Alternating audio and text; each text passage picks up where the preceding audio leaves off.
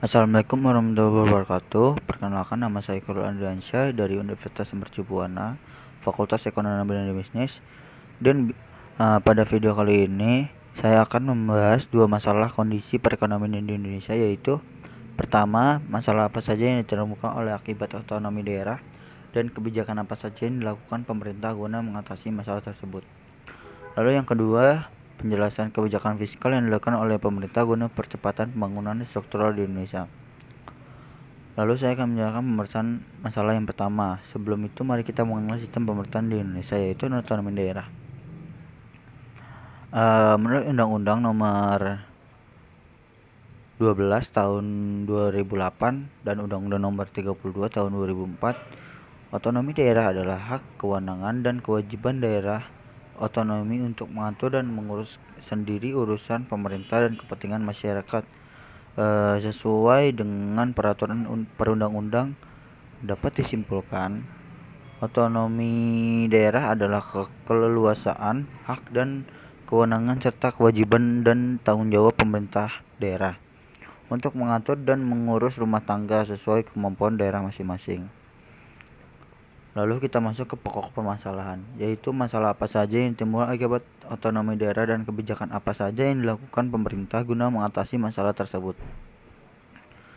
Pelaksanaan otonomi daerah dan permasalahannya hingga saat ini masih menjadi kajian bagi kalangan akademis dan praktisi pemerintahan. Oleh karena negara kita saat ini memang masih terus mencari bentuk yang paling tepat dalam upaya mensejahterakan masyarakat Indonesia. Adapun dampak negatifnya dari otonomi daerah adalah munculnya kesempatan bagi oknum-oknum di tingkat daerah untuk melakukan berbagai pelanggaran, lalu munculnya pertentangan antara pemerintahan daerah dengan pusat serta timbulnya kesenjangan antara daerah yang pendapatannya tinggi dengan daerah yang masih berkembang. Bisa dilihat bahwa masih banyak permasalahan yang mengiringi berjalannya otonomi daerah di Indonesia. Permasalahan-permasalahan itu tentu harus dicari solusi dan penyelesaiannya agar tujuan awal ataupun cita-cita luhur dari otonomi daerah dapat tercapai dan terwujud dengan baik. Lalu, kebijakan apa saja yang dilakukan oleh pemerintah untuk mengatasi masalah yang ditimbulkan oleh otonomi daerah? Salah satu konsekuensi otonomi daerah adalah kewenangan daerah yang lebih besar dan mengelola keuangannya, mulai dari proses pengumpulan pendapatan sampai pada alokasi pemanfaatan pendapatan daerah tersebut. Dalam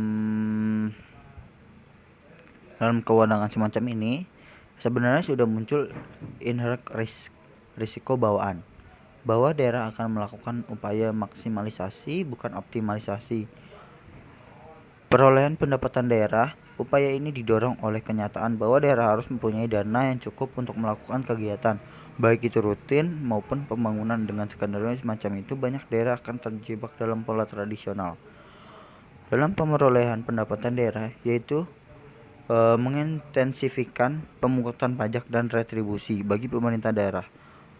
Pola ini akan sangat gampang diterapkan karena kekuatan kohensif yang dimiliki oleh institusi pemerintahan, sebuah kekuatan yang tidak applicable dalam negara demokrasi modern. Pola peninggalan kolonial ini menjadi sebuah pilihan utama karena tidak mampu pemerintahan dalam mengembangkan sifat kewirausahaan.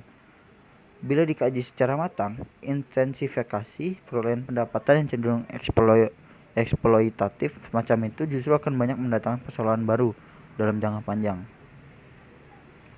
Untuk mewujudkannya, pemerintah daerah yang bersih berubah. Oleh karena itu, pemerintahan terhadap konsekuensi di desentralisasi dan otonomi harus mantap. Berdasarkan Undang-Undang Nomor 32 Tahun 2004 tentang pemerintahan daerah dan Undang-Undang Nomor 33 Tahun 2004 tentang pertimbangan keuangan pusat dan daerah, maka sejumlah besar fungsi pemerintahan daerah dialihkan dari pusat ke daerah dalam banyak hal melewatkan provinsi. Berdasarkan kedua masing-masing undang-undang ini, semua fungsi pelayanan publik kecuali pertahanan, urusan luar negeri, kebijakan moneter dan fiskal, urusan perdagangan dan hukum telah dialihkan ke daerah otonom. Kota dan kabupaten memiliki tanggung jawab di hampir semua bidang pelayanan publik seperti kesehatan, pendidikan, dan prasarana, dengan profesi bertindak sebagai koordinator jika ada tugas-tugas lain yang tidak disebut dalam undang-undang. Hal ini berada di tanggung jawab pemerintahan daerah. Lalu yang saya simpulkan dari yang saya jelaskan yaitu yang pertama, pemerintahan daerah dalam rangka meningkatkan efisiensi dan efektivitas penyelenggaraan otonomi daerah perlu memperhatikan hubungan antar susunan pemerintahan dan antar pemerintah daerah, potensi dan keanekaragaman daerah.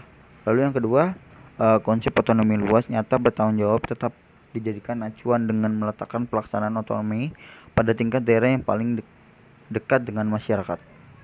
Lalu yang ketiga, keterlibatan masyarakat dalam pengawasan terhadap pemerintahan daerah juga perlu diupayakan. Kesempatan yang seluas-luasnya perlu diberikan kepada masyarakat untuk berpartisipasi dan mengambil peran. Oleh karena itu, masyarakat juga perlu bertindak aktif dan berperan serta dalam rangka menyukseskan pelaksanaan otonomi daerah. Lalu yang kedua, yaitu kebijakan fiskal yang dilakukan oleh pemerintah guna percepatan pembangunan struktural di Indonesia. Kebijakan fiskal adalah segala jenis peraturan dan keputusan yang diambil pemerintah demi menjaga stabilitas perekonomian secara makro, bukan mikro. Beberapa sektor terdampak langsung oleh kebijakan fiskal adalah pendapatan nasional, tingkat pengangguran, inflasi, dan kemiskinan. Pemerintahan suatu negara sebenarnya punya hak mengatur pengeluaran dan pemasukan sebuah negara dengan menetapkan pajak dan membuat kebijakan demi ekonomi makro negara. Agar pembangunan yang dilakukan pemerintah guna mempercepat pembangunan, yaitu dengan menggunakan kebijakan stimulus fiskal, merupakan salah satu upaya yang dilakukan pemerintah dalam melakukan percepatan pembangunan ekonomi. Di sisi lain, stimulus fiskal juga menjadi peran penting sebagai kebijakan counter cyclical untuk mengembangkan kestabilan perekonomian yang sedang mengalami krisis. Penggunaan kebijakan stimulus fiskal pada dua kondisi tersebut didasari oleh kemampuan instrumen stimulus fiskal yang dimiliki pemerintah dalam mempengaruhi aktivitas perekonomian, baik untuk mendorong peningkatan output perekonomian maupun meningkatkan kesejahteraan masyarakat. Lalu peran penting sebagai wujud pasti dalam nasional, Tambunan menyatakan bahwa dalam pelaksanaan kebijakan fiskal, beberapa instansi pajak masih perlu pengujian agar pelaksanaan tetap tepat sasaran dan sesuai dengan informasi yang valid. Melalui penelitian ini, penulis mencoba berkontribusi dengan menganalisis kebijakan fiskal di masa pandemi hingga dapat menjadi sumber informasi terbaru mengenai masalah terikat. Lalu saran saya, kebijakan fiskal yang berpengaruh pada pertumbuhan ekonomi di Indonesia seperti program interaksi pajak guna meringankan wajib pajak dan membayar pajak, dan keringanan tersebut wajib pajak dapat lebih banyak mengkonsumsi barang jasa. Hal ini dapat meningkatkan daya beli yang berimbas pada kenaikan ekonomi Indonesia. Mengingat meskipun vaksinasi COVID-19 sudah berkontribusi kepada masyarakat, sudah didistribusikan kepada masyarakat, bukan berarti keadaan sudah kembali normal. Di samping itu, realokasi anggaran yang sebelumnya hanya difokuskan kepada penganggaran barang dan jasa penanganan COVID-19 hendaknya didistribusikan ke sektor lain seperti pendidikan, perlindungan sosial, ketahanan pangan, teknologi informasi dan komunikasi, serta pariwisata. Dengan pendistribusian tersebut, keadaan sosial dan ekonomi di Indonesia diharapkan dapat pulih kembali. Seperti itu. Jadi itu saja yang dapat saya sampaikan. Kurang lebihnya mohon maaf. Apabila ada kesalahan kata mohon dimaafkan. Dan sekian, terima kasih. Wabillahi taufik walhidayah. Wassalamualaikum warahmatullahi wabarakatuh.